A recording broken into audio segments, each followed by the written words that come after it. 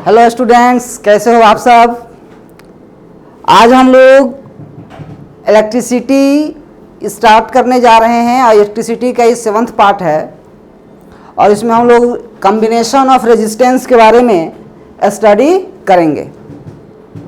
तो देखिए, इलेक्ट्रिसिटी में जितने भी टॉपिक हम सीखे थे, जैसे कि करंट के बारे में, करंट डेंसिटी के बारे में, रेजिस्टेंस के बारे में, यहाँ तक कि ओम्स लॉ भी हम लोग सीखे। तो इस सब का यूज करके हम लोग ग्रुपिंग ऑफ रेजिस्टेंस में जो कंसेप्ट यूज हो रहा है उसका यूज करके उसके समझने का हम लोग प्रयास करेंगे। ग्रुपिंग ऑफ रेजिस्टेंस बेसिकली क्या होता है?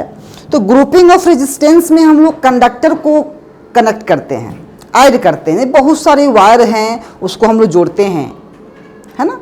तो उस वायर को जोड़ने का कितने तरीका है, उसी तरीका के बारे में हम लोग आज सीखने जा रहे हैं। क्लियर? अब देखें यहाँ कि यहाँ है ग्रुपिंग ऑफ रेजिस्टेंस में फर्स्ट आता है आपका series grouping. Grouping of resistance में फर्स्ट हम लोगों का है सीरीज ग्रुपिंग। तो हम लोग यहाँ सीरीज ग्रुपिंग के बारे में सीखेंगे। रेजिस्टेंस को हम लोग दो तरह से कनेक्ट कर सकते हैं, एक सीरीज कॉम्बिनेशन में, एक पैरेलल कॉम्बिनेशन में। यानी कि श्रेणी क्रम संयोजन, एक होता है समांतर क्रम संयोजन। इस सीरीज ग्रुपिंग को बोला जाता है श्रेणी क्रम संयोजन। श्रेणी क्रम संयोजन। इस श्रेणी क्रम संयोजन में क्या होता है, आप देखें कि हमने देखिए यहाँ 3 कंडक्टर लिया है। एक कंडक्टर हमने R1 जिसका प्रतिरोध R1 है, दूसरा कंडक्टर लिया उसका प्रतिरोध R2 है, फिर तीसरा हमने कंडक्टर लिया उसका प्रतिरोध R3 है। हमने क्या किया कि इस तीनों कंडक्टर को कुछ इस प्रकार हमने जोड़ा, लगातार एकदम जोड़ दिया। यानी कि पहला जो चालक तार था उसका अंतिम सिरा दूसरे के आरंभिक सिरा से जोड़ा है, क्लियर। फिर दूसरा का अंतिम सिरा तीसरे के आरंभिक सिरा से हमने कनेक्ट किया है, जोड़ा है। तो इस तरह के जो कॉम्बिनेशन हमको देख रहे हैं ये होता है आपका सीरीज कॉम्बिनेशन। लेकिन अगर इसको एकदम अच्छे से आप समझने का प्रयास करोगे, देखो हम यहाँ V वोल्ट की बैटरी एक कनेक्ट किए हैं और V वोल्ट की बैटरी कनेक्ट करने से इसमें क्या होगा, करंट की फ्लो होगी। क्योंकि बैटरी के पास हमने आपको पहले ही बता चुके हैं कि उसमें केमिकल एनर्जी से हमको इलेक्ट्रिकल एनर्जी मिलती है। तो यहाँ से हमको इलेक्ट्रिकल एनर्जी मिलेगी और वो इलेक्ट्रिकल एनर्जी इसमें पूरा फ्लो करेगा इलेक्ट्रॉन्स की मदद से। तो ये रेजिस्टेंस है, इससे करंट I फ्लो कर रहा है, इस रेजिस्टेंस R2 से भी करंट I फ्लो कर रहा है और R3 से भी करंट I3 फ्लो कर रहा है। लेकिन ये करंट इससे I3 तभी फ्लो कर रहा है जब हम यहाँ बैटरी कनेक्ट किए हैं। यहाँ करंट I R3 से, R2 से या R1 से तभी फ्लो कर रहा है जब यहाँ हमने बैटरी कनेक्ट किया है। तो जाहिर सी बात है, बैटरी कनेक्ट करने के बाद इसके पास भी एनर्जी आ गया, इसके पास भी एनर्जी आ गया और इसके पास भी एनर्जी आ गया। तब हम ये फिर सोचेंगे कि सर तीनों से सेम अमाउंट में करंट का फ्लो हो रहा है, यस। रेजिस्टेंस अलग अलग होने के बावजूद भी, यस। तो हम बोलते हैं ये क्या है कि इसमें सेम करंट का फ्लो होता है, सेम करंट का फ्लो होता है through each resistance, but potential difference distributes in the ratio of resistance V proportional to R। जबकि इसका जो पोटेंशियल डिफरेंस रेजिस्टेंस के अनुसार डिस्ट्रीब्यूट हो जाता है, अलग अलग हो जाता है। इस स्टेटमेंट का कहने का मतलब क्या हुआ कि अगर आप यहाँ रेजिस्टेंस को सेम लेते तो तीनों का पोटेंशियल डिफरेंस सेम होता। Potential difference same in the sense ये कि अगर हम यहाँ देखें तो ये पाएंगे कि अगर मान लीजिए कि यहाँ हम वोल्ट मीटर अगर हम यहाँ कनेक्ट करें, यहाँ हमने वोल्ट मीटर कनेक्ट किया तो हमको वोल्टेज मिला V1, उसी प्रकार यहाँ वोल्टेज मिला V2 और यहाँ वोल्टेज हमको मिला V3। तो R1 का पोटेंशियल डिफरेंस V1, R2 का पोटेंशियल डिफरेंस V2, R3 का पोटेंशियल डिफरेंस V3। ऐसा अलग अलग पोटेंशियल डिफरेंस क्यों मिला? रीजन इसका यही था क्योंकि हमने रेजिस्टेंस यहाँ अलग अलग मैग्नीट्यूड का कनेक्ट किया हुआ है। अगर सेम रेजिस्टेंस रहता तो पोटेंशियल डिफरेंस सबका सेम होता। तब ओम के नियम के यूज करके देखो तो इस रेजिस्टेंस के पास एनर्जी कितनी आई, तो एनर्जी आ जाएगी I इंटू R1। फिर इस रेजिस्टेंस के पास एनर्जी कितनी आएगी, I इंटू R2। फिर इस रेजिस्टेंस के पास एनर्जी कितनी आएगी, I इंटू R3। तो I इंटू R1 जो है ये आपका V1 के इक्वल होगा, I इंटू R2 ये मेरा V2 के इक्वल होगा, I इंटू R3 ये मेरा V3 के इक्वल अगर हम ध्यान से देखें कि इस तीनों के पास जो एनर्जी आई है वो एनर्जी तो V के कारण ही है, तो V जो होगा वो V1 plus V2 plus V3 के इक्वल होगा। यानी कि हम लिख सकते हैं क्या कि V equal to V1 plus V2 plus V3, यानी कि यही वो सोर्स ऑफ एनर्जी है जिसके कारण ये V1 V2 V3 में डिस्ट्रीब्यूट हुआ है, अलग अलग डिवाइड हुआ है। तो इस तीनों एनर्जी को जोड़ेंगे तो इस बैटरी ने जितना एनर्जी दिया वो एनर्जी की इक्वल हो जाएगा। अगर हम यहाँ V की वैल्यू पुट करें तो V की वैल्यू कहने का मतलब क्या है, ये टोटल पोटेंशियल डिफरेंस है V। तो हम क्या सोच रहे हैं ना कि इस तीनों रेजिस्टेंस को हटाकर इसके जगह पर सिर्फ एक सिंगल रेजिस्टेंस कनेक्ट किया जाए, सिर्फ सिंगल रेजिस्टेंस। तो आप देखें कि तीनों रेजिस्टेंस को हमने हटाया और एक सिंगल रेजिस्टेंस कनेक्ट किया RS, है ना, मतलब R1 R2 और R3 को हमने हटा दिया और एक सिंगल रेजिस्टेंस, एक सिंगल प्रतिरोध हमने कनेक्ट किया जिसका नाम है RS, और इसको हमने V वोल्ट के बैटरी से कनेक्ट किया, V वोल्ट के। और करंट का फ्लो तो वही होगा I। तो इस केस में आप देखें तो V इज इक्वल टू हम लिख सकते हैं IRS। क्लियर? तो उसी प्रकार यहाँ हम अगर पुट करें V की वैल्यू, तो V की वैल्यू अगर यहाँ आप पुट करोगे तो क्या लिखोगे, V के जगह पर होगा IRS, V1 के जगह पर IR1, V2 के जगह पर IR2 और V3 हो जाएगा IR3। इस तीनों में I आपका कैंसिल आउट हो जाएगा, तो हमारे पास रिजल्ट क्या आने वाला है वो देखें। तो R इक्विवेलेंट मेरा आ जाएगा R1 plus R2 plus R3। मतलब कहने का अगर 3 रेजिस्टेंस आपका सीरीज में है और तीनों रेजिस्टेंस को हटाकर आप वहाँ एक सिंगल रेजिस्टेंस लगाना चाहते हैं तो उसके जगह पर आप कितना का रेजिस्टेंस लगाओगे, तीनों रेजिस्टेंस को जोड़ देंगे, जो आएगा उतना ओम का हम वहाँ रेजिस्टेंस या कंडक्टर वहाँ कनेक्ट करेंगे। फिर क्या है कि जो इसका इक्विवेलेंट रेजिस्टेंस होता है, यानी कि हम यहाँ इक्विवेलेंट रेजिस्टेंस को RS माने थे, RS का नाम है equivalent resistance, equivalent resistance in series grouping, है ना, इन सीरीज ग्रुपिंग। वो हमेशा बड़ा होता है, मैक्सिमम वैल्यू होता है किसके, तो कॉम्बिनेशन, देखिए इंडिविजुअल रेजिस्टेंस के। तो आप यहाँ बोल सकते हैं कि equivalent resistance greater than the maximum value of resistance in the combination. उस कॉम्बिनेशन का सबसे मैक्सिमम वैल्यू हो सकता है। यानी कहने का मतलब ये क्या है कि अगर मान लीजिए कि यहाँ हमने 3 रेजिस्टेंस कनेक्ट किया कुछ इस तरह से, ठीक, अब हमने बैटरी यहाँ कनेक्ट किया, ये आपका है 4 ओम का, ये 6 ओम का, फिर ये अगेन 4 ओम का। तो हम बोलेंगे कि बताइए इस सबसे करंट का फ्लो तो सेम हो रहा है, बिल्कुल सेम हो रहा है, तो इस सीरीज में हो जाएगा। तो सीरीज में होगा तो बताइए इसका इक्विवेलेंट रेजिस्टेंस क्या होगा, तो आप बोलोगे कि सर आप सबको जोड़ दो, 4 + 6 + 4 दैट इज इक्वल टू 14 ओम। तो इस कॉम्बिनेशन का जो इक्विवेलेंट रेजिस्टेंस आएगा वो 14 ओम आएगा, यानी कभी भी इसका इक्विवेलेंट 14 ओम से ज़्यादा नहीं आने वाला है। इसलिए हम बोलेंगे कि इस कॉम्बिनेशन का जो मैक्सिमम वैल्यू होता है वो इक्विवेलेंट रेजिस्टेंस होता है। क्लियर? फिर है अगर मान लीजिए कि n आइडेंटिकल रेजिस्टेंस आप कनेक्ट करते हैं सीरीज में।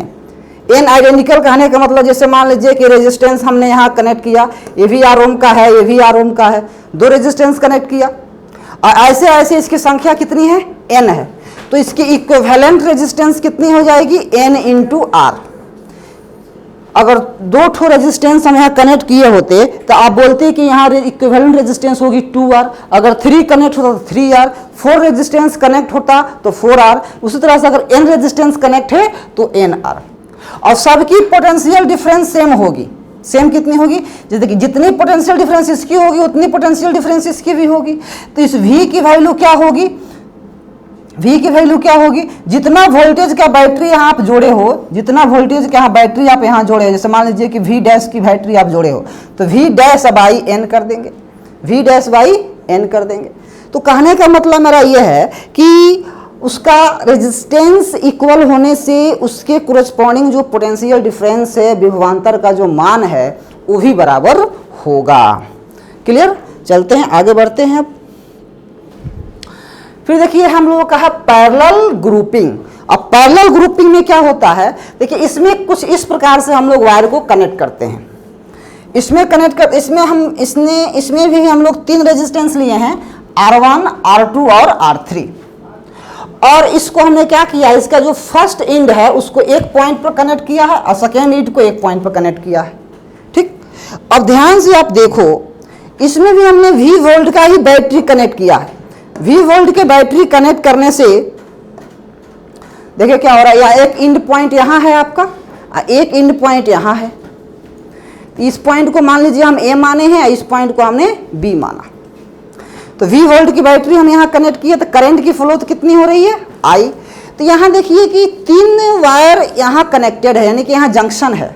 इसको जंक्शन कहा जाता है, जिस पॉइंट पर बहुत सारे तार या वायर कनेक्ट होते हैं ना, उसको हम लोग जंक्शन कहते हैं। तो I यहाँ जा रहा था, तो यहाँ जंक्शन है, तो यहाँ से 3 रास्ते में करंट जाएगा। तो इधर मान लीजिए करंट गया I1, इधर करंट गया आपका I2 और इधर करंट गया आपका I3। अलग अलग करंट का फ्लो हुआ। हाँ, ये करंट की वैल्यू सेम हो सकती है, ये करंट की वैल्यू सेम हो सकती है, नो डाउट। लेकिन अभी हम लोग अलग अलग इसलिए रहे हैं क्योंकि यहाँ रेजिस्टेंस की जो वैल्यू है वो डिफरेंट है, रेजिस्टेंस की वैल्यू डिफरेंट है। तो आप देखें यहाँ कि सर आपने V वोल्ट की बैटरी यहाँ जोड़ा है, अगर हमसे कोई पूछे कि इस R1 जो हम रेजिस्टेंस कनेक्ट किए हैं इसकी पोटेंशियल डिफरेंस क्या होगी, फिर R2 की पोटेंशियल डिफरेंस क्या होगी, फिर R3 की पोटेंशियल डिफरेंस क्या होगी, तो आप ये सोचो कि R1, R2, R3 है, ये तीनों 2 ही पॉइंट के बीच कनेक्टेड है।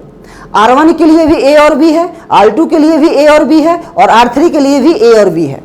तो जब हम यहाँ वोल्ट मीटर को कनेक्ट करेंगे, वोल्ट मीटर को इसके बीच कनेक्ट करेंगे पोटेंशियल डिफरेंस को कैलकुलेट करने के लिए, तो तीनों का पोटेंशियल डिफरेंस का रीडिंग ये सेम देगा। रीजन इसका ये है क्योंकि ये दोनों पॉइंट फिक्स है, चेंज नहीं हो रहा है। इस वजह से इसका अगर मान लीजिए कि पोटेंशियल डिफरेंस V वोल्ट होगा तो इसका भी V वोल्ट होगा, इसका भी V वोल्ट होगा। तो जितना यहाँ बैटरी, जितना वोल्ट का बैटरी हम यहाँ कनेक्ट किए हैं उतना ही वोल्ट यहाँ भी उसका पोटेंशियल डिफरेंस होगा। V वोल्ट यहाँ भी होगा, V वोल्ट यहाँ भी होगा। सर ये कैसे पॉसिबल है? पॉसिबल है क्योंकि टोटल एनर्जी यही तीनों ले रहा है और इसको 3 भाग में डिवाइड नहीं होगा क्योंकि तीनों सेम पोटेंशियल डिफरेंस लेगा। हाँ, अगर यहाँ अलग से आप एक और रेजिस्टेंस कनेक्ट कर देते तब इसका पोटेंशियल डिफरेंस कुछ इसके पास जाता, लेकिन ऐसा यहाँ नहीं है। इसलिए इस तीनों का पोटेंशियल डिफरेंस सेम होगा और जो भी एनर्जी यहाँ है सब इसको मिलेगी। क्लियर? अच्छी बात है सर। एक और बताइए, इसका मतलब पोटेंशियल डिफरेंस सेम होता है। पैरेलल में जितने भी रेजिस्टेंस आप कनेक्ट करो, रेजिस्टेंस का मैग्नीट्यूड सेम हो या अलग हो उससे कोई फर्क नहीं पड़ता। पोटेंशियल डिफरेंस पैरेलल में ईच कैप रेजिस्टेंस का सेम होता है, पहली बात। दूसरी बात कि उसकी रेजिस्टेंस कितनी होती है। देखिए रेजिस्टेंस तो अलग अलग भी हो सकती है और सेम भी हो सकती है, लेकिन करंट की वैल्यू अगर हम बात करें, करंट कैसे फ्लो करता है, करंट की मैग्नीट्यूड क्या सेम फ्लो करेगी कि अलग अलग फ्लो करेगी।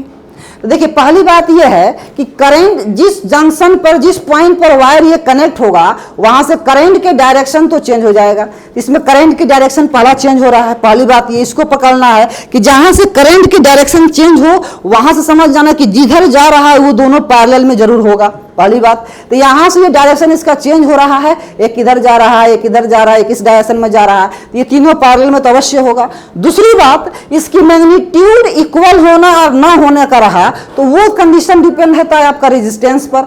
अगर रेजिस्टेंस का वैल्यू आपका सेम है तब तीनों से करंट के वैल्यू सेम फ्लो करेगा। अगर रेजिस्टेंस की वैल्यू डिफरेंट है तो करंट की वैल्यू डिफरेंट फ्लो करेगा, है ना। तो आप यहां देखिए एक छोटा सा एग्जांपल आपके सामने हम एक्सप्रेस करते हैं कि हमने एक रेजिस्टेंस लिया, इस तरह से हमने कॉम्बिनेशन बनाया, एक 4 ओम का है, ये भी 4 ओम का है। अब मान लीजिए कि हमने यहाँ 8 वोल्ट का बैटरी कनेक्ट किया। तो मेरे कहने का मतलब क्या है कि ये दोनों तो आपका किस में है, पैरेलल में है, तो इसका भी पोटेंशियल डिफरेंस 8 वोल्ट होगा, इसका भी पोटेंशियल डिफरेंस 8 वोल्ट होगा। तो R दिया हुआ है, V दिया है, तो करंट की वैल्यू कितनी होती है, तो ओम्स लॉ के यूज करेंगे, V equal to I R. V equal to जब हम यहाँ आई आर यूज करेंगे तो यहाँ से मेरा I की वैल्यू हो जाएगी V बाई आर। तो V की वैल्यू 8 है, R की वैल्यू 4 है, तो 8 बाई 4 2 एम्पियर। इससे भी 2 एम्पियर, इससे भी 2 एम्पियर। देखिए दोनों से 2 एम्पियर करंट का फ्लो हो रहा है, पर डायरेक्शन देखिए चेंज है। तो डायरेक्शन से आप यहाँ समझना पड़ेगा, डायरेक्शन अगर चेंज होगा तो करंट की तो वो पैरेलल आप में दोनों रेजिस्टेंस आ जाते हैं। फिर है नेक्स्ट नेक्स्ट पॉइंट क्या है इसका कि आर इक्विवेलेंट की फॉर्मूला क्या होगी। तो आर इक्विवेलेंट की फॉर्मूला होती है 1/r equivalent is equal to 1/r1 plus 1/r2 plus अगर तीन ठो है तो 1/r3 भी आप लिख सकते हो, है कि नहीं। फिर equivalent resistance is smaller than the minimum value, यानी कि इसकी जो आर इक्विवेलेंट की जो वैल्यू होती है, जिस तरह से हम सीरीज में आपको बताए थे कि तीनों रेजिस्टेंस को हटाकर सिर्फ एक रेजिस्टेंस कनेक्ट कीजिए, उसी प्रकार इस पैरेलल में भी उस तीनों रेजिस्टेंस को हटाकर सिर्फ एक रेजिस्टेंस जो कनेक्ट करते हैं उसकी वैल्यू इंडिविजुअल रेजिस्टेंस से कम होती है और वो सबसे कम रेजिस्टेंस की वैल्यू होती है। जैसे देखें, हमने आपको बताया कि एक रेजिस्टेंस ये, एक रेजिस्टेंस ये और एक रेजिस्टेंस ये, ऐसे हमने बताया। ये मान लीजिए 4 ओम का है, ये भी 4 ओम का है, ये भी 4 ओम का है। हम चाहते हैं कि पॉइंट ए और बी के बीच आप इक्विवेलेंट रेजिस्टेंस निकालें। तो ए और बी के बीच अगर आप आरपी की वैल्यू निकालते हो या फिर इसको आप लिख सकते हो आर इक्विवेलेंट, तो फॉर्मूला होता है क्या 1/r1 प्लस 1/r2। तो 1/r1 की वैल्यू कितनी 4, फिर r2 की वैल्यू 4, फिर r3 भी है तो 1/4। जब आप इसे सोल्व करोगे तो हो जाएगा 3/4। तो rp की वैल्यू जो है आएगी, rp की वैल्यू वो आ जाएगी आपकी 4/3, 4/3। तो 4/3 जो होगा उसका मिनिमम वैल्यू होगा। अब आप ध्यान से देखो कि जो 4/3 आया वो 4 से भी कम है, इस 4 से भी कम है, इससे भी कम है। तो हम ये बोल सकते हैं कि जो इक्विवेलेंट रेजिस्टेंस होता है पैरेलल ग्रुपिंग का वो R1 से भी छोटा होता है, R2 से भी छोटा होता है और R3 से भी छोटा होता है, ठीक है। अगर मान लीजिए कि दो रेजिस्टेंस आपको कनेक्टेड है, दो रेजिस्टेंस अगर पैरेलल में कनेक्टेड है तो उसके लिए डायरेक्ट फॉर्मूला हमारे पास निकालने का ये आता है R equivalent equal to R1 R2/R1 plus R2। अगर दो रेजिस्टेंस आपके पास है कुछ इस प्रकार, देखिए 2 रेजिस्टेंस कह रहा है कि दो रेजिस्टेंस पैरेलल में है, R1 और R2 पैरेलल में है, तो इसके बीच का इक्विवेलेंट रेजिस्टेंस कितनी होगी। तो क्या करेंगे, दोनों को मल्टीप्लाई करेंगे, फिर दोनों को ऐड करेंगे, फिर डिवाइड कर देंगे, यानी कि R1 R2/R1 प्लस R2 का फॉर्मूला का यूज करेंगे, मेरा आंसर आ जाएगा। चलिए फिर हम लोग आगे बढ़ते हैं नेक्स्ट क्वेश्चन, नेक्स्ट टॉपिक्स के। Current flow through any resistance, जैसे मान लीजिए कि आपने ऐसा एक फिगर बनाया, इसकी रेजिस्टेंस है R1, इसकी रेजिस्टेंस R2 है और current, total current I flow कर रहा है। आप देख रहे हैं कि यहाँ जो टोटल करंट की फ्लो जो हो रही है, यहाँ टोटल करंट की फ्लो वो I हो रही है, इधर करंट I1 है और इधर करंट आपका I2 है। इसका रेजिस्टेंस की वैल्यू R1 है, ये रेजिस्टेंस की वैल्यू R2 है, ठीक।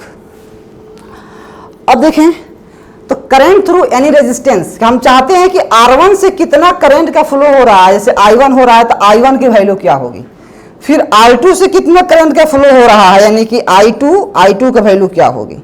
अगर टोटल करंट की वैल्यू I है, टोटल करंट हमको गिवन है कि टोटल करंट सर्किट से I फ्लो कर रहा है, तो उसके लिए डायरेक्ट फॉर्मूला क्या है कि कह रहा है कि रेजिस्टेंस ऑफ अपोजिट ब्रांच। जैसे मान लीजिए कि R1 से आपको करंट निकालना है तो इसके अपोजिट में कौन सा रेजिस्टेंस है R2, तो हम लिखेंगे R2 divided by total resistance. Total क्या हो जाएगा R1 प्लस, टोटल मतलब जोड़ देंगे इसको R1 plus R2 into I मतलब टोटल करंट I, ये इसकी वैल्यू हो जाएगी। यानी कि इससे जो करंट का फ्लो कर रहा है वो आपका यहाँ से निकल सकता है अपोजिट करके, या फिर आप ऐसे भी समझ सकते हो। देखो आप इसको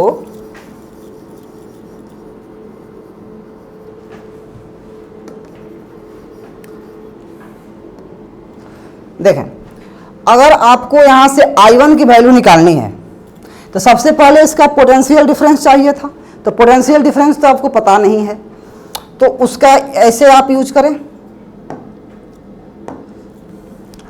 क्योंकि अगर यहाँ का पोटेंशियल डिफरेंस हम पता करें वो हमको पता नहीं है कितना है, लेकिन टोटल रेजिस्टेंस अगर पता करें तो R इक्विवेलेंट की वैल्यू तो होने वाली है R1 into R2 by R1 plus R2, ये होगी, क्लियर।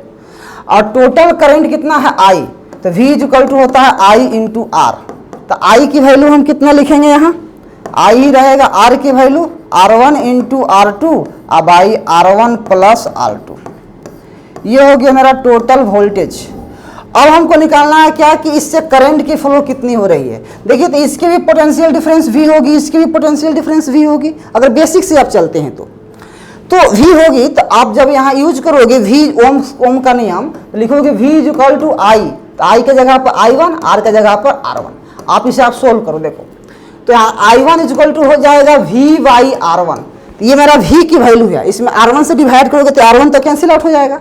तो आपको यहाँ क्या बचेगा, तो बचेगा R2 by R1 plus R2 into I। यही फार्मूला हम आपको इस फार्मूला के मदद से लिख के बताए थे।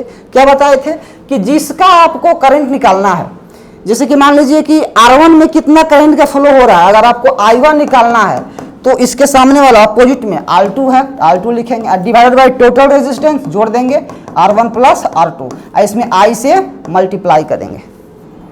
ठीक उसी प्रकार अगर हमको I2 की वैल्यू निकालनी है, I2 को, तो यहाँ लिखेंगे R1 divided by R1 plus R2 into में I लिख देंगे, तो डायरेक्ट मेरा फॉर्मूला यहाँ से निकल जाएगा। इस तरह से क्वेश्चंस डायरेक्ट हमें सोल्व हो जाएंगे। क्लियर। नेक्स्ट यहाँ देखिए दोनों फार्मूला आपके सामने है। ठीक, अगर मान लीजिए कि n रेजिस्टेंस पैरेलल में हो, इस तरह से n रेजिस्टेंस पैरेलल में हो, R R R है ना, ऐसे n तक हो, n तक, अभी तीन ही रेजिस्टेंस हम पैरेलल में कनेक्ट किए हैं। ऐसा अगर आप मान लीजिए कि n रेजिस्टेंस हो और उसका अगर आपको इक्विवेलेंट रेजिस्टेंस कैलकुलेट करना हो या फिर Rp की वैल्यू निकालनी हो, तो उसके लिए फॉर्मूला होता है R बाई n। देखें आपका R equivalent is equal to R by n। जैसे मान लीजिए कि एक छोटा सा एग्जाम्पल से अगर आपसे पूछा जाए कि एक रेजिस्टेंस है 10 ओम का और ऐसे रेजिस्टेंस है 20 रेजिस्टेंस है, और इस सब रेजिस्टेंस को पैरेलल में कनेक्ट किया गया है, इस सारे रेजिस्टेंस को पैरेलल में कनेक्ट किया गया है, तो बताइए कि इसकी इक्विवेलेंट रेजिस्टेंस कितनी होगी, इसकी इक्विवेलेंट रेजिस्टेंस कितनी होगी। तो हम लिखेंगे क्या कि चूंकि R equivalent is equal to होता है R बाई n, R की वैल्यू 10, n की वैल्यू 20, कैंसिल आउट करेंगे तो 1/2 दैट इज 0.5 ओम, यानी कि इसकी जो इक्विवेलेंट रेजिस्टेंस की वैल्यू आएगी वो 0.5 ओम आएगी। क्लियर। तो इस तरह से हम इस क्वेश्चंस को सोल्व कर सकते हैं। दूसरी बात कि अगर आप रेजिस्टेंस सेम रह रहे हैं तो पोटेंशियल डिफरेंस भी सेम होगी। क्लियर, सेम होगी। अगर अलग भी होता तो भी सेम होता, क्योंकि पैरेलल में। देखिए दोनों में आपको कोरिलेट करने अच्छे से आनी चाहिए। पहला एक सीरीज कॉम्बिनेशन वाला और पैरेलल में। सीरीज कॉम्बिनेशन में क्या होता है कि ईच रेजिस्टेंस का पोटेंशियल डिफरेंस डिफरेंट भी हो सकता है और सेम भी हो सकता है, पर पैरेलल कॉम्बिनेशन में रेजिस्टेंस के अक्रॉस जो पोटेंशियल डिफरेंस होता है वो ऑलवेज सेम होता है। यही बेसिक इसका डिफरेंस है। फिर आगे देखते हैं। अब हम पढ़ेंगे सेल के बारे में। सेल क्या होता है। देखिए सेल के पास जो एनर्जी होती है वो है केमिकल एनर्जी। हमको मिलती है कौन सी एनर्जी, इलेक्ट्रिकल एनर्जी। ठीक, और सेल के पास जो एनर्जी है उसको लिखते हैं ईएमएफ, इलेक्ट्रोमोटिव फोर्स, ईएमएफ लिख सकते हैं इसको। एनर्जी भी इस सेल का आपका सिंबल है। ठीक, जैसे इस सेल को आप सर्किट में कनेक्ट करते हो तो इसके पास जो पहले एनर्जी थी वो धीरे धीरे एनर्जी इसकी कम होती चली जाएगी। इसका मतलब ये हो गया कि जो ई की वैल्यू है धीरे धीरे कम होता चला जाएगा और पोटेंशियल डिफरेंस ये छोटा होता चला जाएगा। इसका लिखने का मतलब क्या हुआ कि जैसे मान लीजिए कि आपने एक यहाँ रेजिस्टेंस लिया, इसमें एक सेल कनेक्ट कर दिया, इसका ईएमएफ पहले ई था, यहाँ कनेक्ट कर दिया, इसकी रेजिस्टेंस आर है, तो करंट की फ्लो करेगी कितनी, आई आर। आई करंट की फ्लो करेगी आई आर। आई तो इसकी पोटेंशियल डिफरेंस हो जाती है कितनी, V is equal to I R. तो ये जो V की वैल्यू है जब आया तो कुछ एनर्जी ये रेजिस्टेंस ले लिया, तो टोटल रेजिस्टेंस इसके पास E था और कुछ एनर्जी रेजिस्टेंस ले लिया कितना, IR, तो जाहिर सी बात है इसकी EMF पहले से कम हो जाएगी। तो जब भी हम सेल को या बैटरी को किसी भी सर्किट में कनेक्ट करते हैं तो बैटरी की जितनी EMF वैल्यू होती है कनेक्ट करने के बाद उससे वो कम हो जाती है, धीरे धीरे कम होती चली जाती है। क्लियर। फिर देखते हैं कि सेल के ईएमएफ वैल्यू से हम लोग क्या समझते हैं। EMF of cells, the potential difference across the terminals, terminals बोले तो पॉजिटिव और negative terminals of a cell when it is not supplying any current is called its EMF.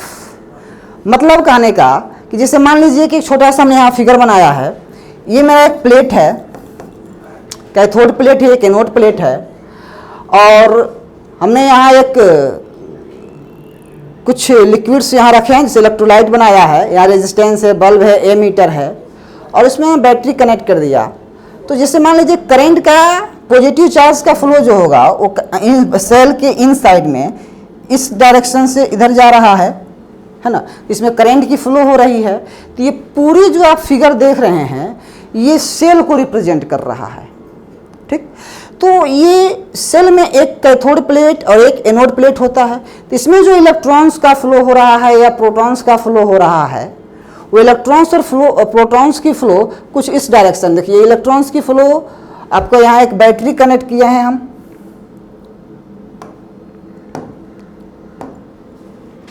यहाँ एक बैटरी कनेक्ट कराई गई है कुछ इस तरह से, है ना। तो करंट की फ्लो ऐसे हो रही है, तो इलेक्ट्रॉन्स इधर फ्लो कर रहा है तो करंट इसके अपोजिट में फ्लो करेगा। तो सेल के इनसाइड अगर सेल के पास आपका दो टर्मिनल है, ये निगेटिव और ये पॉजिटिव, तो करंट के फ्लो का क्लोज सर्किट बनाते हो तो करंट का फ्लो पॉजिटिव टू निगेटिव होता है, लेकिन सेल के अंदर जो होगा आप देखो वो इस तरह से होता है, निगेटिव टू पॉजिटिव। सेल के inside negative to positive current का फ्लो होता है, जबकि सेल के आउटर साइड में बाहर में करंट का फ्लो पॉजिटिव टू निगेटिव होता है। ये चीज़ यहाँ आपकी दर्शाई गई है। फिर देखें कि सर इस सेल का जो ईएमएफ है ना, पोटेंशियल डिफरेंस है, वो उसका फॉर्मूला कैसे हम लोग कैलकुलेट करते हैं। तो पोटेंशियल डिफरेंस का मतलब क्या हुआ कि सेल का जो दो टर्मिनल है निगेटिव और पॉजिटिव, उसके बीच का जो डिफरेंस होता है उसी का नाम हो गया पोटेंशियल डिफरेंस। जैसे मान लीजिए कि निगेटिव टर्मिनल है तो यहाँ का मान लीजिए लिखे हम 0 वोल्ट, ये पॉजिटिव टर्मिनल तो इसकी हो गई मान लीजिए 4 वोल्ट, तो इसकी डिफरेंस कितनी आ जाएगी 4 की। इसका मतलब इसकी जो पोटेंशियल डिफरेंस होगी 4 वोल्ट होगी। कुछ लोग कहेगा कि नहीं सर इसके पोटेंशियल डिफरेंस को मानेंगे हम -4 वोल्ट और इसके पोटेंशियल को मानेंगे हम 10 वोल्ट, तो इसकी डिफरेंस निकालिए, इसकी डिफरेंस निकालिए, देखिए कितनी है, तो 14 वोल्ट हो जाएगी। इसका डिफरेंस हो जाएगा 14 का, तो 14 वोल्ट। तो कहने का मतलब दो टर्मिनल के बीच का जो डिफरेंस होगा उसका नाम होता है पोटेंशियल डिफरेंस। क्लियर। और पोटेंशियल डिफरेंस की जो फॉर्मूला आती है वो होगी V = I × R। Ohm's law से हम लोग इसको सीखे थे।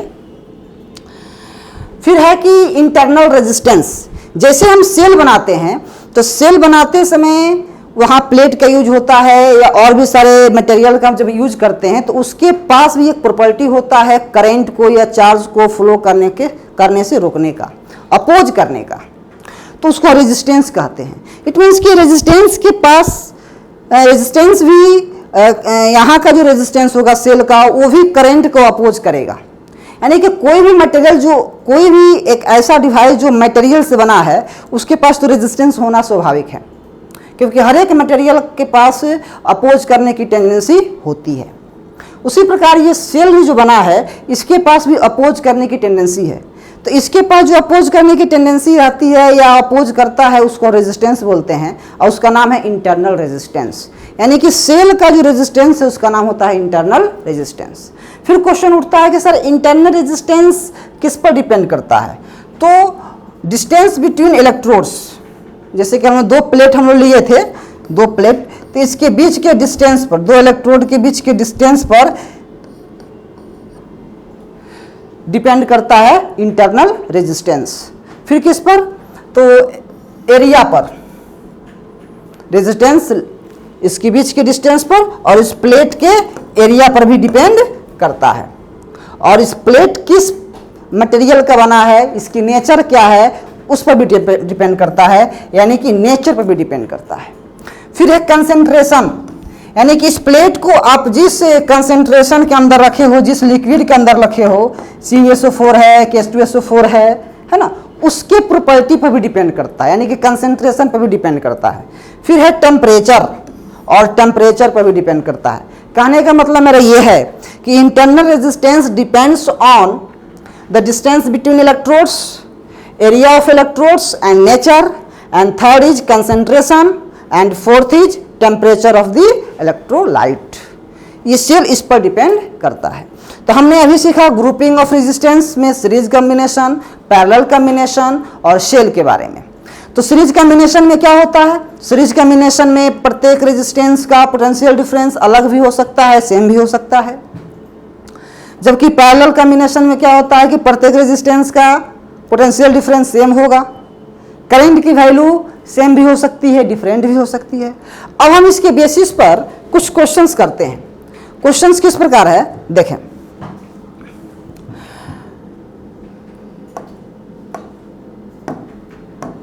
जैसे मान लीजिए कि आपको इस तरह से एक फिगर दे दिया जाएगा सर्किट बनाकर,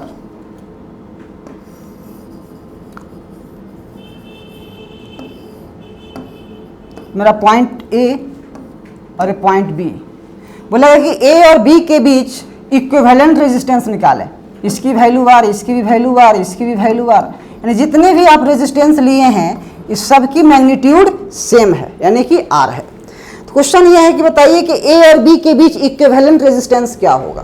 तो हम लोग सबसे पहले क्या करते हैं कि जिसके बीच इक्विवेलेंट रेजिस्टेंस बोलता है निकालने के लिए बेसिक काम यही है कि उसके बीच हम लोग बैटरी कनेक्ट कर देते हैं। तो यहाँ से करंट का फ्लो होगा, मान लीजिए आई, तो आई करंट का फ्लो हो रहा है, तो कुछ करंट इधर जाएगा, फिर कुछ करंट इधर जाएगा, फिर कुछ करंट इधर जाएगा। मान लेते हैं करंट I1 गया, इधर I2 गया और इधर I3 गया।